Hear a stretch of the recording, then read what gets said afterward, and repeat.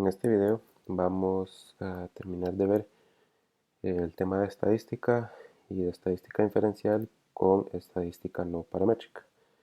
Aquí vamos a ver los homólogos no paramétricos de las pruebas que hemos venido viendo, como correlación, la prueba T de una muestra, la prueba T de dos muestras, ANOVA, y un método más general que se puede usar en la mayoría de circunstancias, especialmente cuando no hay una solución cerrada analítica para el problema.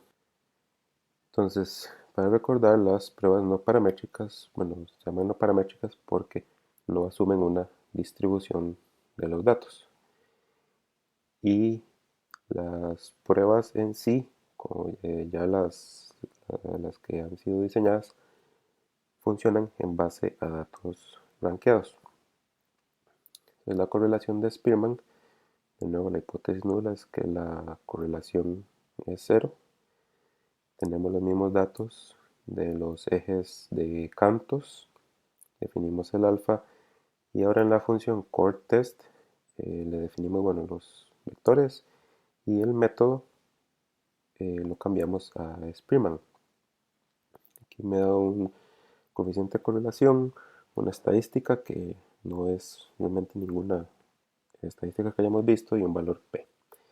Pero no me va a dar intervalos de confianza, aunque aquí se lo pido. Puedo obtener los intervalos de confianza ya sea con la función específica de Spearman-Rho de STools, pero no tengo valor P. Entonces, si quisiera tener todo de una vez, puedo usar la misma función core.test, pero en vez de pasarle los vectores originales, le aplico la función rank al vector. Ranqueo A, ranqueo B, y ahora obtengo el mismo coeficiente de correlación, obtengo una estadística que es el T, el valor P es el mismo, el parámetro son los grados de libertad, y ahora sí obtengo un intervalo de confianza. Y si nos recordamos, cuando hicimos esta prueba usando Pearson, a este mismo nivel de significancia de 90%, habíamos rechazado la hipótesis de que la correlación era cero. Pero vean que en este caso, aún para el 10% de alfa, eh, no rechazamos la hipótesis. Entonces aquí cambió la conclusión con usar otro método. Esto puede verse a que los datos no sean completamente lineales, la relación entre ellos, o tenemos pocos datos y puede verse afectado el estadístico, ¿verdad? Especialmente eh, estadísticos paramétricos pueden verse más afectados por tamaño de muestra, y ya que se deben a la media, desviaciones estándar, y todo eso se ve más afectado cuando tengo pocos datos, porque un dato va a afectar de mayor manera. Entonces el valor P es mayor que alfa, y el intervalo de confianza, vean que va desde menos, aunque es muy poquito por debajo del cero, pero incluye cero, va de negativo a positivo. Entonces el cero es un valor posible para esta correlación. La prueba de Kolmogorov-Smirnov, aquí lo que hacemos es probar si un vector tiene o sigue una distribución, una forma específica, o si comparamos dos vectores, si esos dos vectores tienen la misma forma, misma distribución. Entonces aquí generé dos vectores con valores conocidos para saber cuál es la distribución origen, y simplemente comparo esos valores, esos vectores, me da un estadístico que es el D y un valor P bastante pequeño, que lo que me dice es que esos dos vectores no son iguales, no provienen de la misma población, la población que los originó no es la misma. ¿Okay? Y eso lo podemos ver. Aquí estoy graficando esos vectores. Entonces vemos como la muestra 1, que tenía una menor dispersión, es más esbelta, y la muestra 2, que tenía más dispersión, es más acostada y vemos que claramente las distribuciones no siguen la misma forma. Entonces con la prueba podemos dar el resumen numérico y con este gráfico podemos hacer la comparación visual. Ahora también podemos comparar cada vector con una distribución específica. Entonces lo que hago es pasar el vector y la distribución con sus parámetros. La distribución va a ser la función acumulada, entonces las que empiezan con P y en este caso norm, normal. Y los siguientes argumentos son los argumentos de esta función, que serían la media y desviación estándar. Estas son las mismas con las que yo generé, pero recordemos que son datos aleatorios, entonces no necesariamente van a seguir esos parámetros.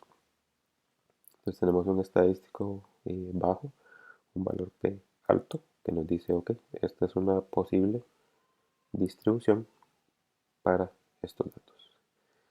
De manera similar con el otro vector y los mismos parámetros, obtengo una conclusión similar. Verá, solo que aquí el valor P no es tan alto, pero todavía es bastante más alto que el, el, el alfa típico de 0.05. Entonces, en ambos casos, rechazaríamos la hipótesis nula de que cada uno de estos vectores sigue la distribución propuesta. Ahora, para las pruebas de medidas de tendencia central, entonces la primera es la homóloga a la prueba T de una muestra o la prueba T de muestras independientes. Recordémonos que esas, realmente la prueba T de muestras dependientes es prácticamente una prueba T de una muestra sobre la eh, mediana de las diferencias. Entonces, en este caso, la prueba de rango con signo de Wilcoxon, la hipótesis nula es que la mediana de la muestra es igual a una mediana hipotética con la cual estoy comparando. Vamos a usar los mismos datos del contenido de agua de la vermiculita. Ahora la función que usamos es wilcox.test. Le paso el vector, mi valor hipotético, y le pido el intervalo de confianza. Entonces me da un estimado de la mediana, el estadístico, el valor P y el nivel de confianza, el intervalo de confianza.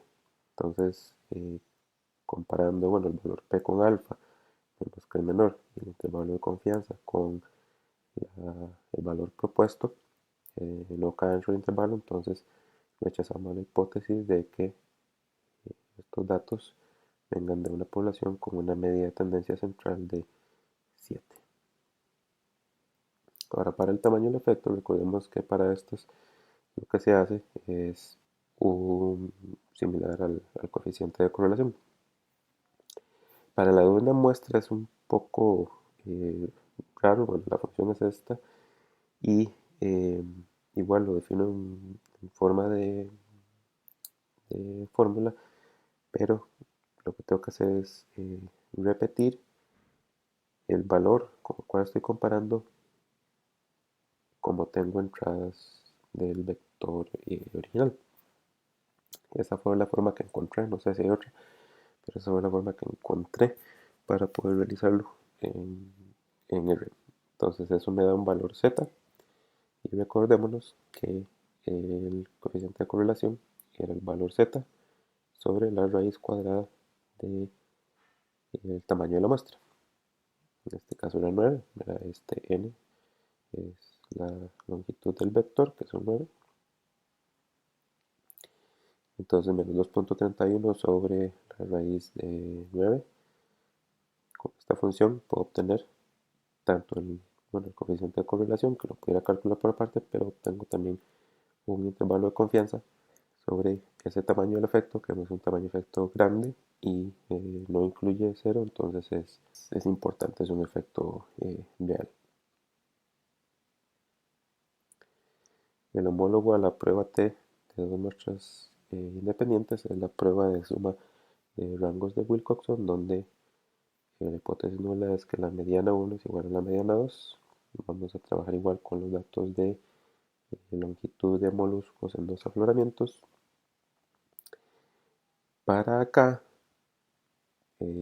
solo puedo usar la notación de fórmula, entonces tengo que definir ese data frame ordenado donde tengo una columna con los eh, datos de medición, la longitud, y en la otra columna tengo la variable agrupadora. Eso es lo que hago acá. Cuento este n, lo voy a ocupar porque es el número total de observaciones que voy a ocupar para calcular el error, el coeficiente de correlación.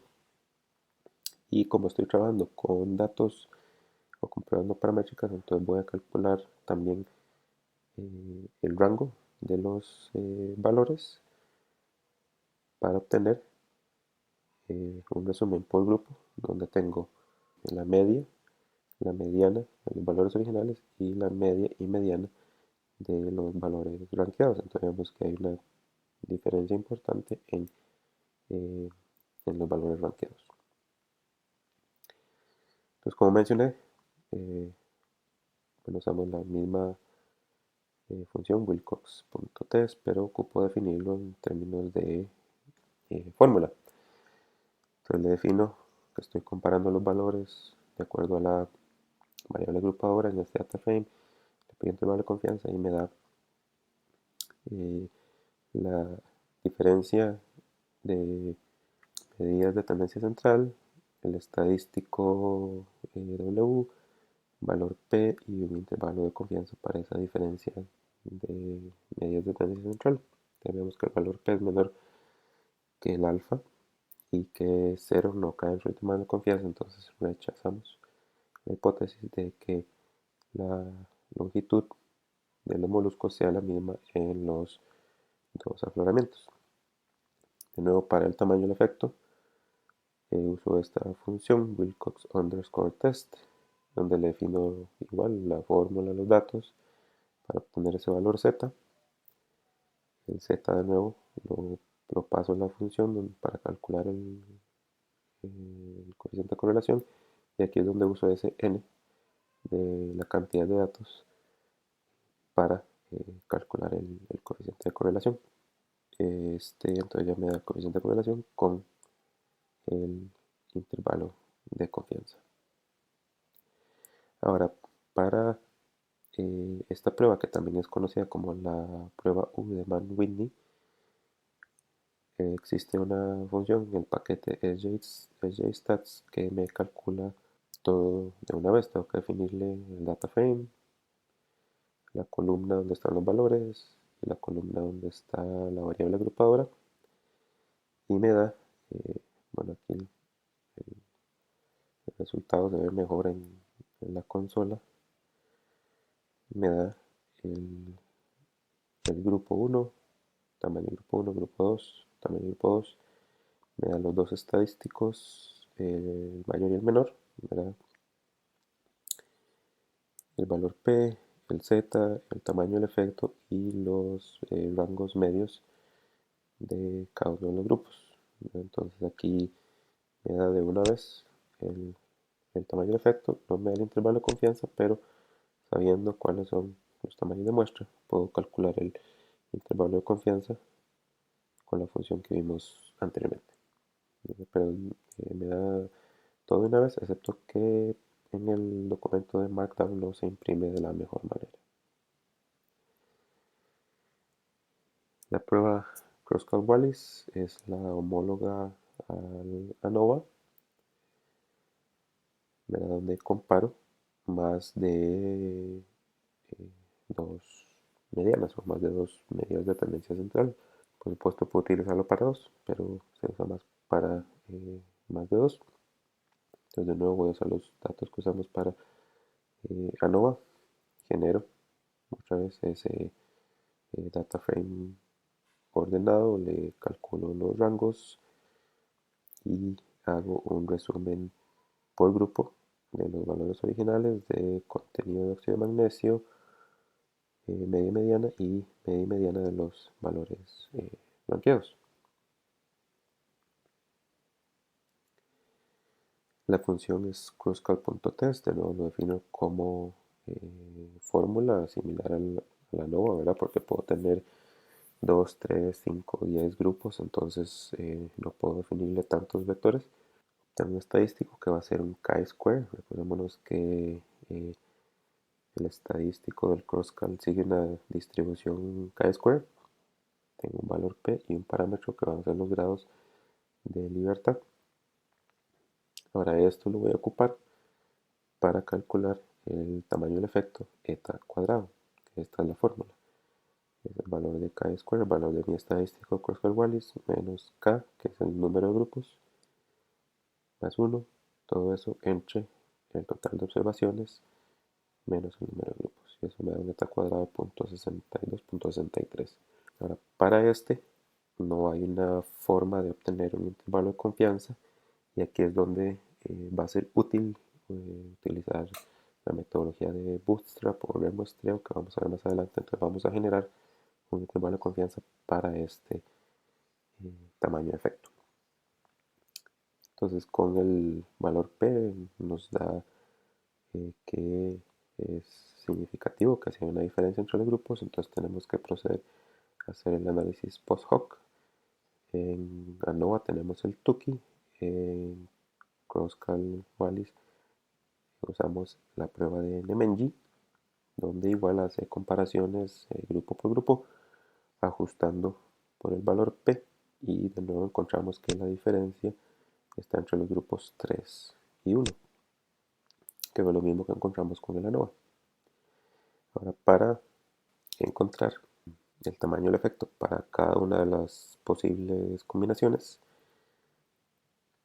genero aquí una matriz de contrastes de los diferentes grupos y con esta función,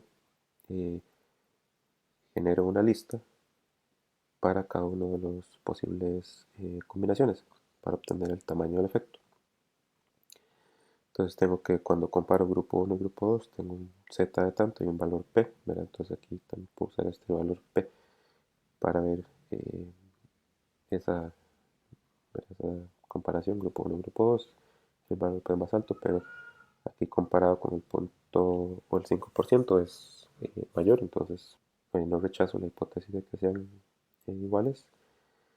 La segunda comparación grupo 1, grupo 3, tengo un z más alto, un tamaño de efecto mayor y un valor p ahora sí inferior al 0.05. Entonces eso es lo que me da que son diferentes y para la comparación 2-3 tengo el mismo resultado que para la comparación 1-2. Entonces con esto y conociendo los tamaños de muestra de cada uno de estos, que en este caso era 4 cada uno, entonces tamaño de muestra total de 8, puedo sacar el tamaño del efecto y intervalo de confianza, pero no la misma función que usamos anteriormente para la prueba de suma de rangos de Wilcoxon, la podemos usar para Crosscal porque detecta cuando la variable agrupadora tiene dos grupos, utiliza la prueba U de Mann-Whitney, y cuando tiene más de dos grupos, entonces hace la prueba Crosscal-Wallis y la prueba Mann-Whitney para cada una de las combinaciones. Entonces va a ser, bueno, primero realiza la prueba Crosscal-Wallis, donde nos da el chi-square, el grado de libertad y el valor p, como lo encontramos antes, y la prueba Mann-Whitney para cada una de las combinaciones, 1 con 2.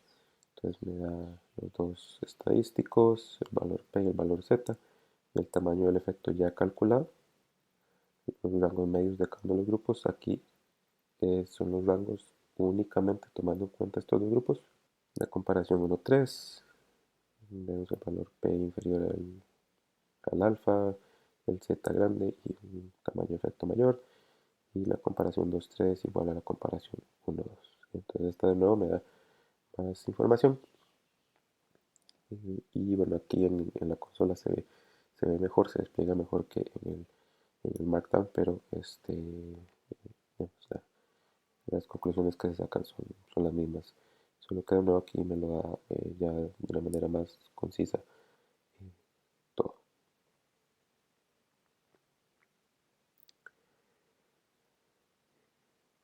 Ok, entonces con eso cubrimos las pruebas no paramétricas que tienen eh, una solución analítica, una solución cerrada.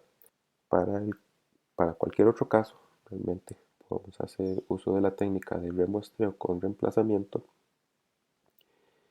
y calculamos la estadística o estadísticas que andamos buscando. Entonces voy a rehacer un par de ejemplos.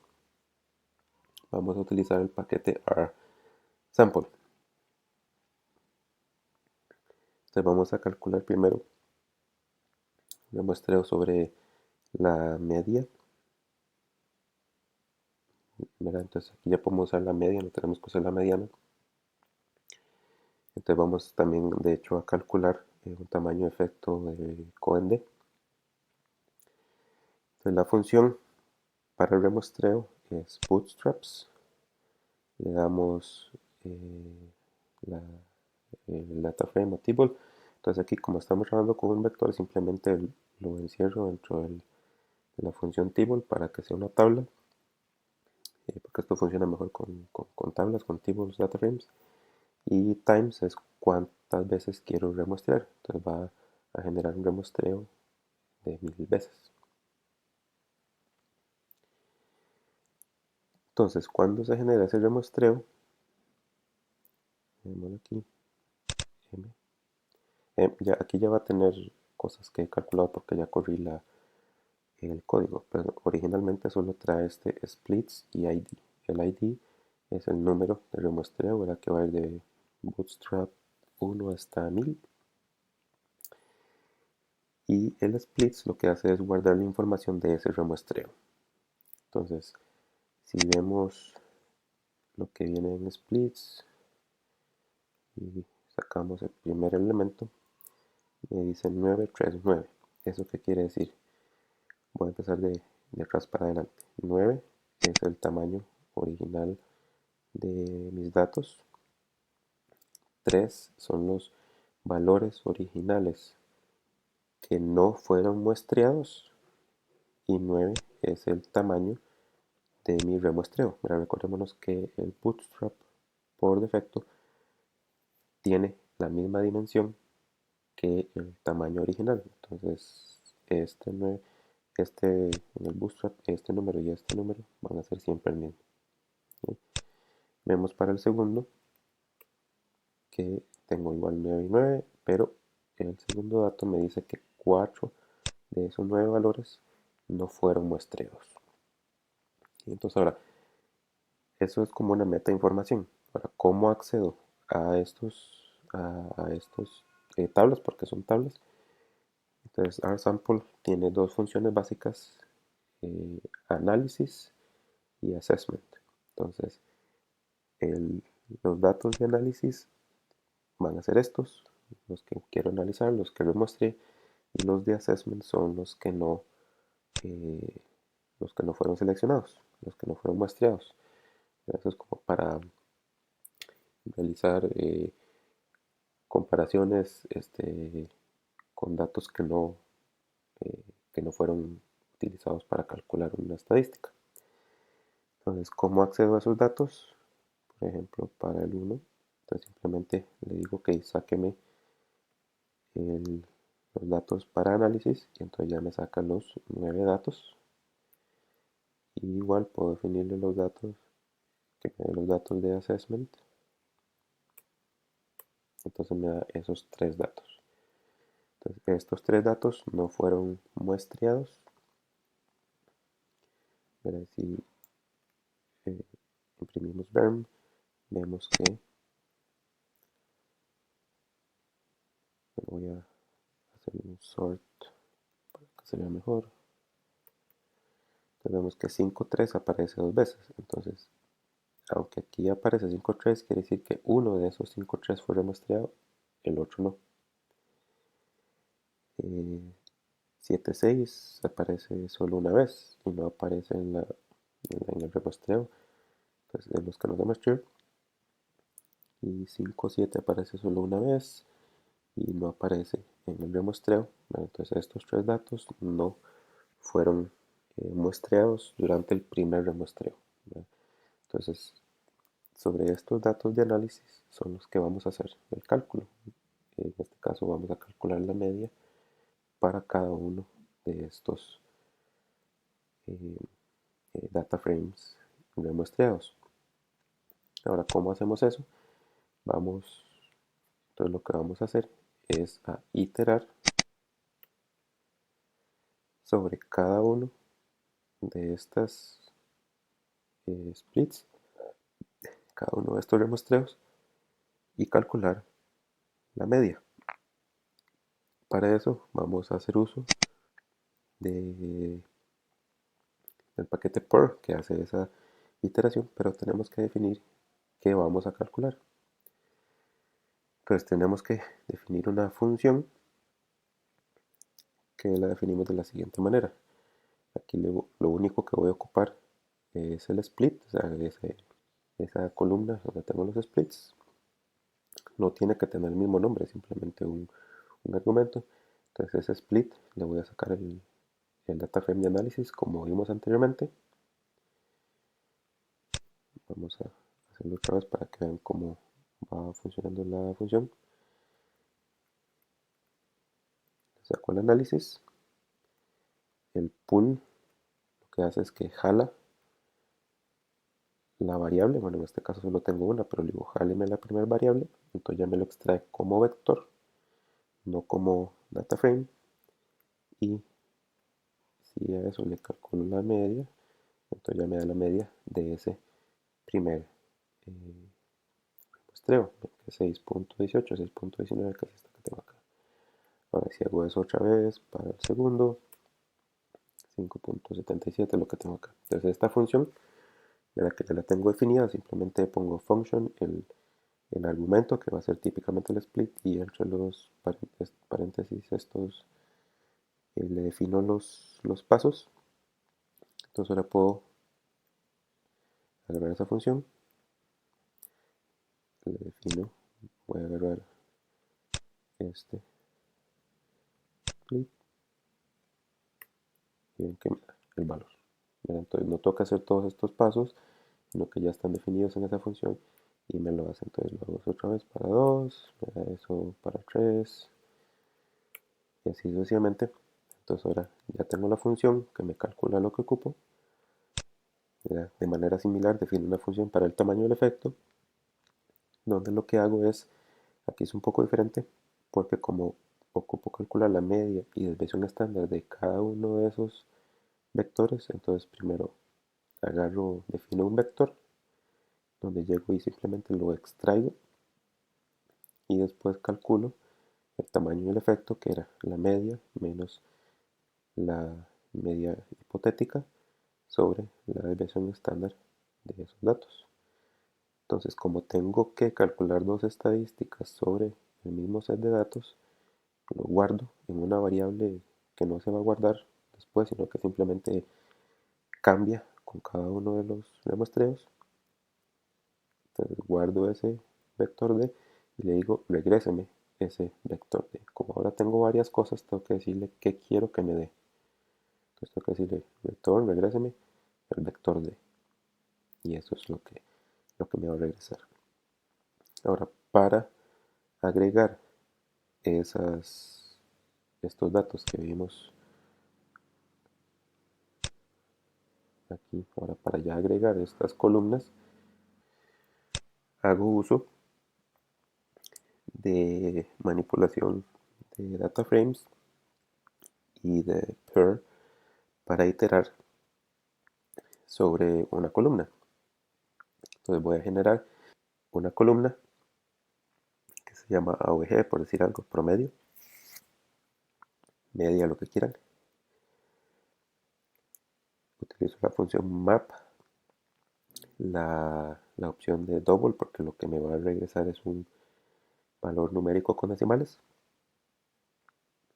Y sobre qué voy a iterar, sobre esa columna de splits, que este sí es el nombre del que aparece en el data frame. y qué función voy a usar para iterar sobre esos datos. Es la función que acabo de definir. Entonces lo defino como fórmula AOG punto para que eh, me lo realice el cálculo para cada uno de esos. De manera similar, utilizo la función para calcular el tamaño del efecto, defino la variable, le digo que itéreme sobre los splits con esta función y ya después de realizar eso, entonces tengo este data frame donde voy a tener los 1000 remuestreos, 1000 medias y 1000 tamaños de efecto. Ahora con eso puedo generar un resumen. Aquí le digo generar un resumen sobre lo que es numérico, ¿verdad? Porque es sobre lo que puedo hacer. Y entonces le defino una serie de funciones de media, desviación estándar y el cuantil de alfa medios, la mediana y 1 menos alfa medios para obtener ese intervalo de confianza. Entonces este sería a 2.5 y a 97.5 para obtener un intervalo de confianza al 95%. Entonces me da la media de las medias, la media del tamaño del efecto, la desviación estándar de cada uno de esos, el cuantil 2.5, que ese sería el límite inferior de mi, eh, de mi estadístico tamaño de efecto, y el Q3 es el límite superior del, de, de mi intervalo de confianza. Ahora para graficar aquí, como tengo dos variables, tengo que definirle si quiero graficar AVG, el promedio, o D, el tamaño del efecto. Entonces simplemente lo cambio aquí y este código se encarga de graficar lo adecuado. Entonces ahí eso es para la media, ¿verdad? Tenemos que la media anda en este valor, con ese intervalo de confianza de tanto, y vemos que es 7, que el valor con que comparaba no cae dentro de ese intervalo de confianza. Ahora para que vean cómo cambia con D, puedo decirle D, corro esto otra vez, y no lo voy a guardar para que no se me cambie, pero aquí de hecho puedo ver la comparación. Este es el histograma, la distribución de mi tamaño de efecto. Vemos que no es tan simétrico, son todos valores negativos, no incluye 0 el intervalo de confianza, y este es mi tamaño de efecto estimado. Entonces ven cómo puedo generar ese remuestreo sobre, o con el remuestreo puedo calcular varias cosas, no necesariamente tengo que calcular solo una. Ahora otro caso es útil, es para el R cuadrado, porque bueno, el R cuadrado es el coeficiente de correlación al cuadrado si mi correlación es de Pearson y lineal. Aunque bueno, también puede aplicar para la correlación de Spearman, y puedo trasladar el coeficiente de Spearman y el intervalo de confianza a R cuadrado, pero yo también puedo calcular el intervalo de confianza para un R cuadrado para un dado modelo, modelo lineal, por más complicado que sea. Entonces aquí estoy generando un data frame ordenado de los moluscos aquellos, donde va a ser uno va a ser el afloramiento y otro va a ser la longitud. De nuevo genero el bootstrap sobre los datos de moluscos 1000 veces, y aquí, como tengo varios grupos, puedo decirle que me realizo un remuestreo estratificado, donde siempre va a demuestrar la misma cantidad de observaciones en cada grupo. Si no le defino esto, puede que me seleccione más de un grupo o de otro. Entonces se desbalancea el análisis. Entonces aquí lo que le defino es cuál es esa variable agrupadora. Y de nuevo tengo que definir una función. Entonces agarro el split, le saco el análisis, calculo el modelo lineal de longitud por afloramiento con estos datos, con los datos que se van a ir refrescando de cada remuestreo. A ese modelo lineal le calculo los parámetros de ajuste y saco el, el R cuadrado.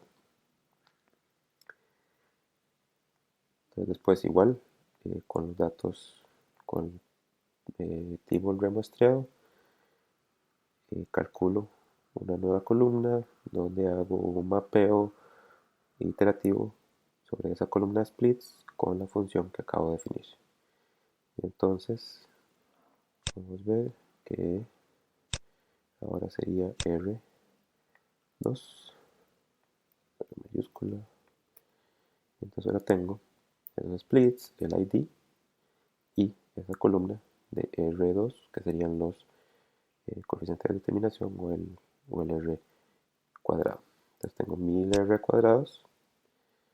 Puedo calcular estadísticas sobre ese R cuadrado. La media, el límite inferior, mediana, el límite superior. Lo grafico. Entonces ahora tengo una distribución de R cuadrados con un valor esperado y un intervalo de confianza.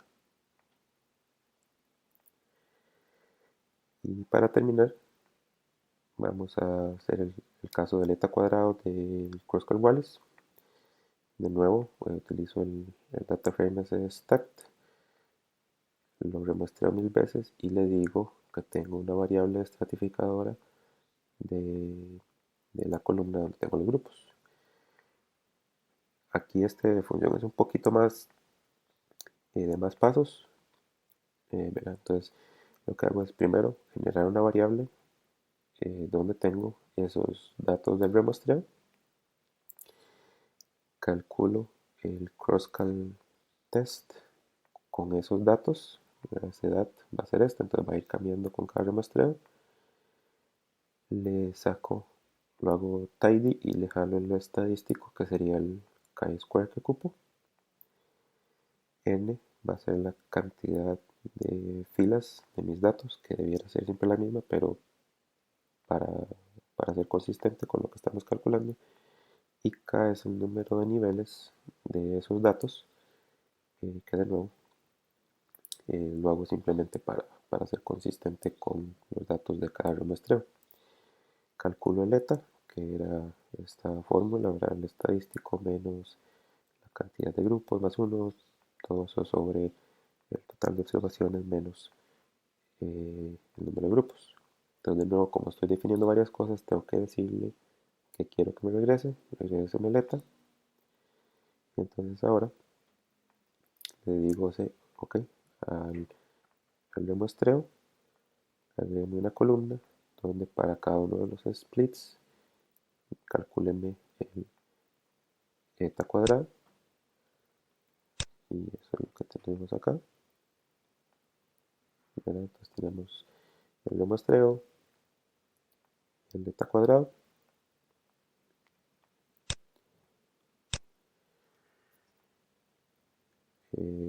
Realizo un resumen donde tengo la media, el límite inferior, el límite superior, y lo puedo graficar adecuadamente.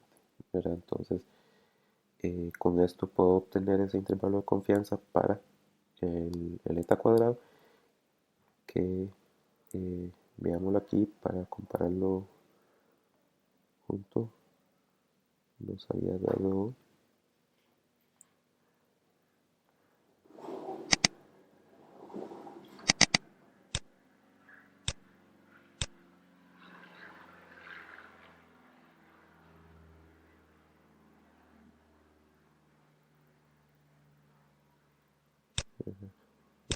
este, copiarlo, pegarlo aquí,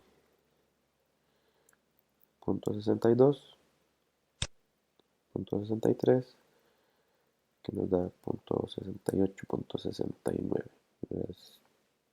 Hay una cierta diferencia, pero digamos, aquí estoy haciéndolo una vez, puede haber influencias, ¿verdad? Igual, aunque estoy trabajando con datos rankeados, ¿verdad? Pero entonces ya tengo una mejor estimación de ese tamaño de efecto y un intervalo de confianza que va de 0.46 a 0.89. Entonces, con el método tradicional solo podría establecer el tamaño del efecto. Con el remuestreo puedo obtener el tamaño del efecto y un intervalo de confianza deseado. Entonces, con esto terminamos estadística en general, terminando con estadística no paramétrica.